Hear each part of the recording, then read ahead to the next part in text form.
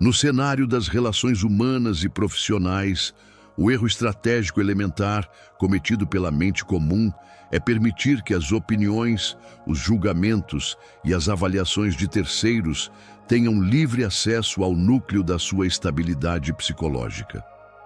Quando recebemos uma crítica desfavorável, uma ironia ou um apontamento ríspido, a tendência automática do ego é entrar em um estado de prontidão defensiva ou de profunda mágoa. O indivíduo destreinado consome horas do seu dia remoendo as palavras ouvidas, tentando decifrar as intenções ocultas do interlocutor e arquitetando contra-argumentos mentalmente para tentar provar o seu valor. Esse comportamento cria uma hemorragia invisível de recursos cognitivos, deixando o espírito vulnerável ao hálito volúvel do ambiente externo. Para estancar esse desperdício de energia e erguer uma barreira contra o ruído das opiniões alheias, o praticante da filosofia prática aplica imediatamente a linha de ferro da dicotomia do controle sobre o evento. Diante de qualquer julgamento proferido, divida a situação com a precisão de uma triagem analítica, separando a realidade em duas colunas mutuamente exclusivas. Na coluna do incontrolável, posicione a totalidade das variáveis que pertencem ao mundo do outro. A boca que emite o som, as frustrações acumuladas que moldam o tom de voz do crítico, a inveja velada, o nível de instrução moral de quem fala e o mau humor de quem avalia. Você não possui o poder físico, jurídico ou biológico de amordaçar a multidão ou de gerenciar o que as pessoas pensam a seu respeito. Portanto, a única resposta compatível com a pura razão é a aceitação imediata e pragmática dessa realidade factual. O amor fati. O que o outro diz ou pensa reflete única e exclusivamente a estrutura mental e o nível de ignorância dele próprio, não possuindo nenhuma capacidade mecânica de alterar a densidade do seu valor real.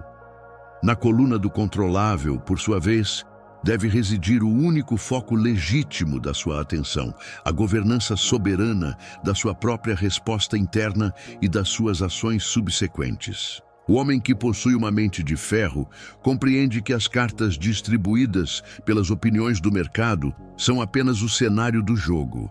A forma técnica, ética e altiva com que ele decide processar a informação e continuar executando as suas tarefas com excelência é o que define o seu caráter.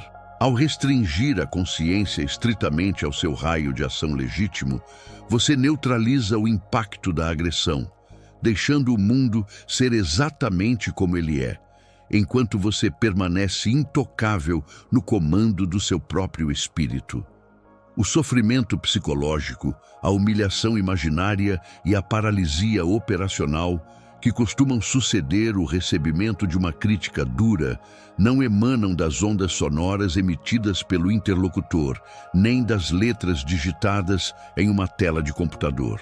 O verdadeiro vetor da dor reside na insistência da imaginação reativa em acoplar uma narrativa dramática, hiperbólica e adjetivada sobre o fato bruto da realidade.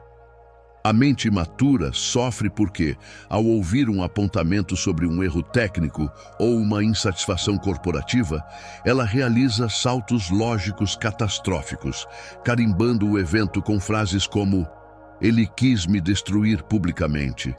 Eu sou um fracasso absoluto. Todos no escritório me odeiam." É essa maquiagem dramática da imaginação que envenena o caráter e sabota a performance. Para desarmar esse mecanismo de autotortura e recuperar a lucidez no exato milésimo de segundo em que receber uma crítica, você deve executar a técnica da desconstrução factual ou dissecação cirúrgica. Dispa o acontecimento de toda a carga emocional. Remova os adjetivos e isole o dado puro com a frieza de um cientista analisando um gráfico laboratorial. Se um superior ou colega de trabalho afirmar de forma ríspida que o seu relatório ou projeto apresenta falhas graves, processe a informação reduzindo-a ao seu esqueleto técnico. A pessoa X expressou formalmente uma insatisfação ou apontou um desalinhamento em relação à tarefa Y. Delete sumariamente do seu perímetro cognitivo todas as suposições residuais sobre intenções maldosas, conspirações de bastidores ou julgamentos definitivos sobre a sua identidade. Ao olhar para a crítica de forma clínica, destituída do drama secundário que o orgulho tenta injetar na situação, o problema perde a sua carga mística de ofensa pessoal e é reduzido ao seu tamanho real. A partir dessa neutralidade analítica, o intelecto recupera a capacidade de realizar uma auditoria inteligente sobre o dado recebido, avaliando de forma puramente pragmática.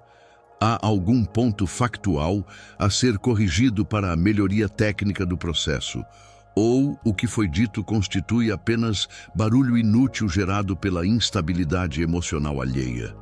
Se houver correção a fazer, execute-a com pressa. Se for apenas ruído, descarte-o no esquecimento. O terceiro e mais demolidor filtro para consolidar a imunidade do espírito perante o tribunal das opiniões sociais baseia-se na calibração do valor intrínseco de cada julgamento através do teste da origem. O homem ordinário comete a leviandade de conceder o mesmo peso e a mesma relevância a todas as vozes que orbitam a sua rotina, permitindo que o comentário aleatório de um indivíduo frustrado nas redes sociais ou a opinião ácida de um colega incompetente tenham o mesmo poder de impacto que o conselho ponderado de um mentor sábio. Essa falta de critério axiológico nivela por baixo a qualidade dos pensamentos e escraviza a atenção do indivíduo ao hálito volúvel de uma multidão de mentes desorientadas.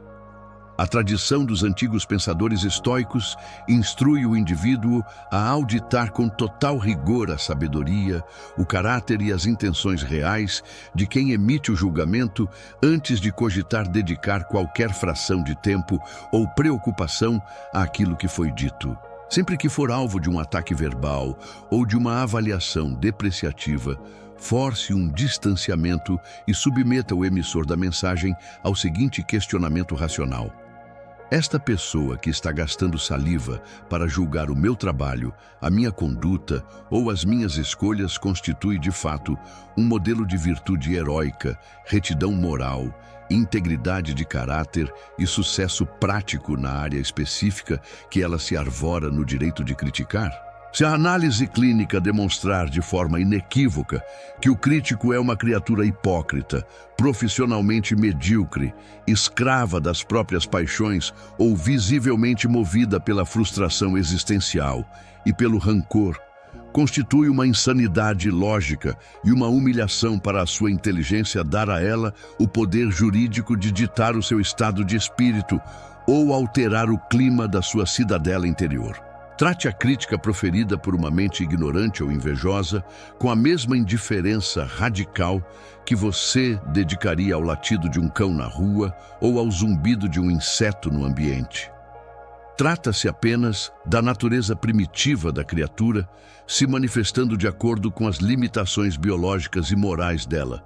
Não representa, sob hipótese alguma, um decreto de verdade sobre quem você é, ou sobre a qualidade da sua construção. O forte permanece imóvel e foca no julgamento da própria consciência. O indivíduo que pauta as suas ações molda o seu posicionamento e calibra o seu valor pessoal, buscando o aplauso, a validação e o elogio da multidão, condena-se voluntariamente a interpretar o papel de um escravo das circunstâncias.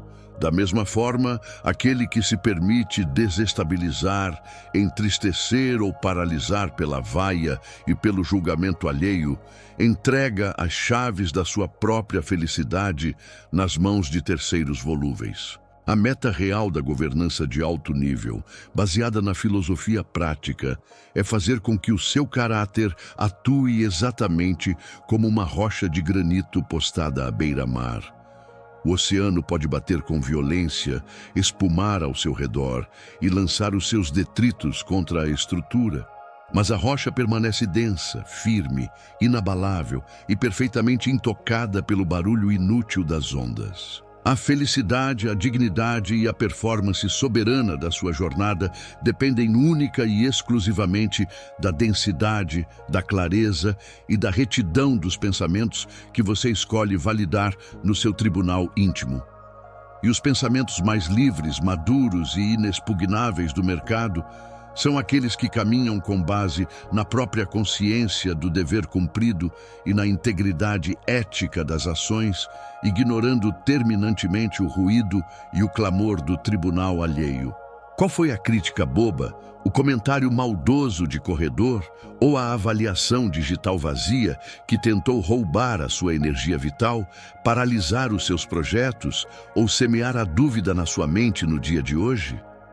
Delete esse ruído do seu perímetro imediatamente, dispa a sua imaginação do drama artificial, passe o evento pelos filtros da razão e reassuma o comando legítimo do seu próprio destino.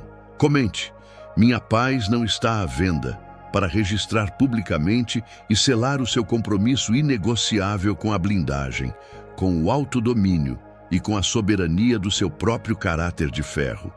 Deixe o seu like se esta reflexão trouxe valor denso para a sua jornada de amadurecimento e inscreva-se no canal para continuar forjando a sua mente de ferro com a filosofia dos que aprenderam a vencer a si mesmos antes de enfrentar os desafios do mundo.